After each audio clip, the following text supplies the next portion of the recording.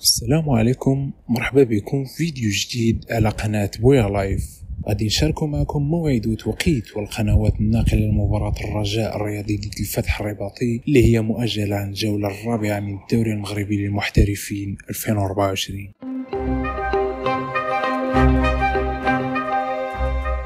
من بعد انتصار الرجاء الرياضي على أولمبيك أسفي بنتيجة 3-2، الفريق رجع بقوة من بعد إقالة المدرب ديالو روسمير سفيكو. بالنسبة لترتيب الفريقين، فتح الرباطي كيتواجد في المركز الثامن ب5 نقاط، بينما الرجاء عنده 3 نقاط فقط، وهذه فرصة كبيرة للفريقين باش يحسنوا وضعيتهم. المواجهة غادي تكون يوم الأربعاء 2 أكتوبر 2024 على الساعة 6 مساء بتوقيت المغرب و8 بتوقيت السعودية ومصر. المباراة غادي تلعب في ملعب العربي الزولي بالدار البيضاء. اما بالنسبه للقنوات الناقله فالمباراه غادي تنقل مباشره على قناه الرياضيه المغربيه. متنساوش دعم القناه بلايك، شاركوا مع الاصدقاء ديالكم واشتركوا في بويا لايف باش نبقاو معكم الجديد ديال الكره المغربيه والعالميه كذلك. تهلاو.